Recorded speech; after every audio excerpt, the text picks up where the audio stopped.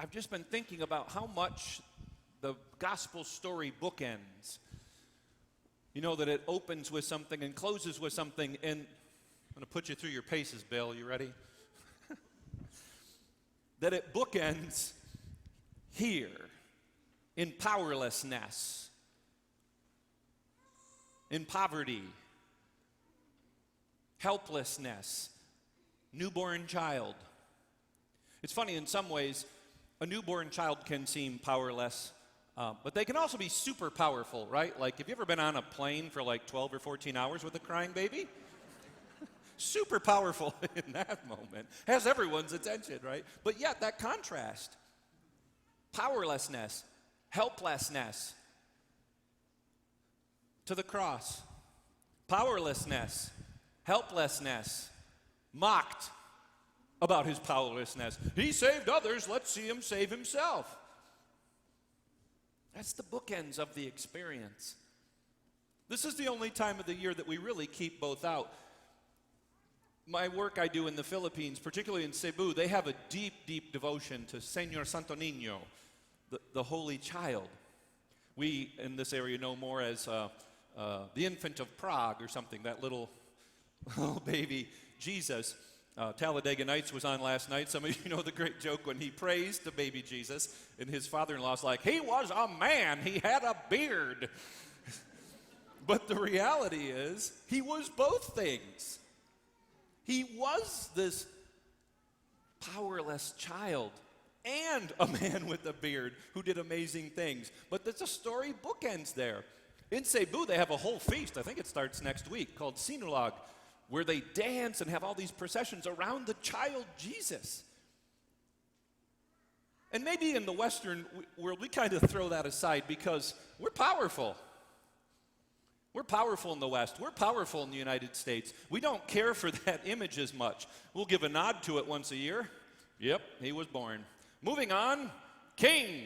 Moving on, church militant, right? All that language of power, when in reality, it just isn't a lot of support for that in how this thing bookends. Another way it bookends, of course, is we just had this in Thursday's gospel.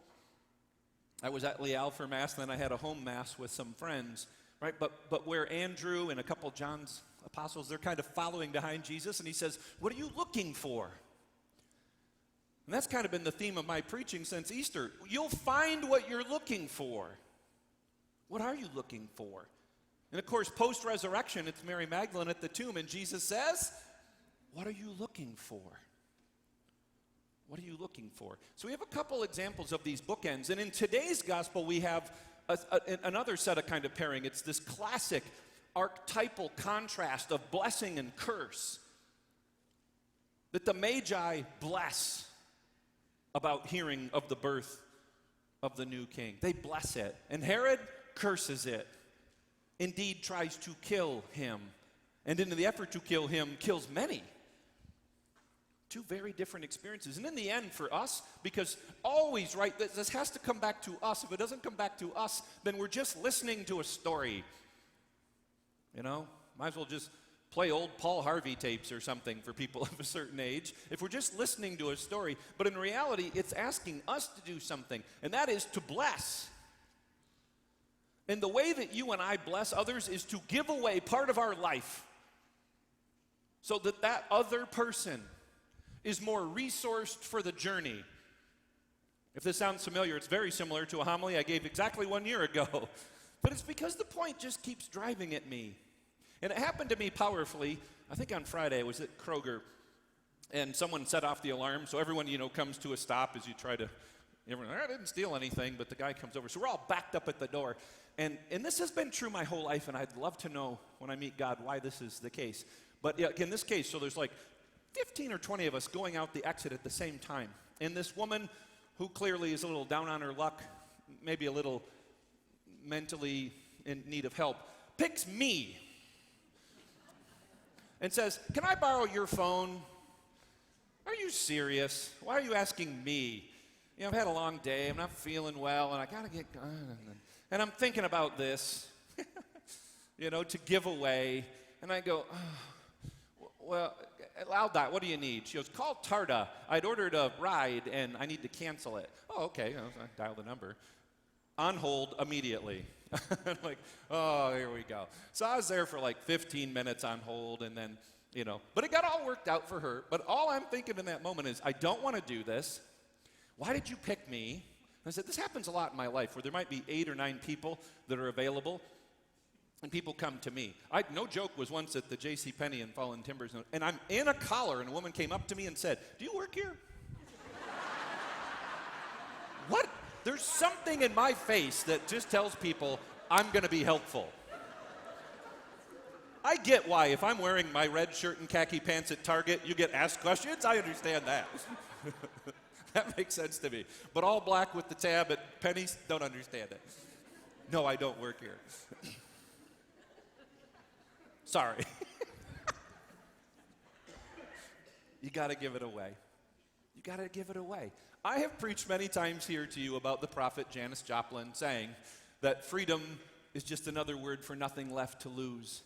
And yes, I know Chris Christopherson wrote it, but there's another prophet who had said something very similar, and I just thought of it on the drive here. And so I had to listen to it and really just experience it as the hymn that it is. And that's Paul David Hewson. Anyone know who Paul David Hewson is? Bono from U2. He has a real name. His parents didn't name him Bono, if you didn't know. And he just wrote his autobiography, and if you haven't read it, it's called Surrender. And he has a deep, deep faith. He's a fascinating man. If you haven't, there's a great interview of him talking about that book that I highly recommend. But I hadn't thought about that line in the song, With or Without You, where he sings over and over again, and you give yourself away. And you give yourself away, and you give, and you give. But the lines that preceded it, I never thought of how they fit together. He says, my body's bruised, my hands are tied. And of course, it's kind of a love song, so he speaks of her, and he said, there's nothing to win and nothing left to lose. And you give yourself away, and you give yourself away. And you give yourself away, and you give yourself away, and you give, and you give, and you give. And in the end, what Jesus is left with is us. The body of Christ. All that is wrong in our world, all the hatred, all the war, all the intolerance, it can all be melted away, but not with power. Not with bombs, not with violent language, but what looks like powerlessness, what looks like helplessness, and just the humility to give it away, and give it away. Whether it's handing your phone to someone that you didn't want to talk to, whether it's a little bit more in the collection, whether it's being mindful enough to call someone that you haven't seen for a while. These are the ways in which we are the magi. And I'm telling you, brothers and sisters, and I think you know this, when we go, when we have the courage to follow the Epiphany, and we give it away, because that's what they do, right? They lay it at his feet, and they just slip away. They trust that he will do what he needs to do. What a powerful, I just can't even put this into words. What a powerful paradox. Freedom's just another word for nothing left to lose. And people who are in that space can give away. But the more powerful we are, this is all Jesus meant when he talked about it being difficult for a rich person to enter heaven. That's all he's really talking about, is it's hard to let go. They're not bad people at all. It's just the more you have to lose. And as the gospel tells us, and as many great songwriting prophets have told us, the freedom comes in letting go of that, not letting it control us. Because the Son of God came powerless and helpless, and he left here powerless and helpless. Not because he had to. He could have done it any way he wanted. But he's teaching us how to love each other, how to lay it down for each other. I just kept hitting repeat on that refrain the whole 20-minute drive here. And you give, and you give, and you give yourself away. That's what he's going to give us in this Eucharist. It's his very presence. And no matter how much he gives, there's not less. Somehow there's more. There's more for us. So as we bring this holiday season to a close, and maybe it was great for you, or maybe it just brought up a lot of hurt feelings or hard feelings. Maybe the holidays are always tough.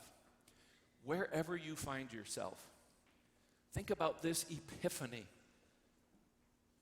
of sharing your life with others. It's what good parents do. It's what good mentors do. It's what good teachers do, and what good pastors do, and what good politicians do, is that they give themselves away so that others are more resourced for their journey. Anything less is just self-preservation. It's protecting our power and pretending that it's changed us, and it hasn't. So as we prepare ourselves to receive his real presence in this Eucharist, let's be mindful of the manger and of the cross and the whole life lived in between, in the life of ours that he is a part of. Ours as individuals, ours as St. John the 23rd, ours is the whole world. May God be praised.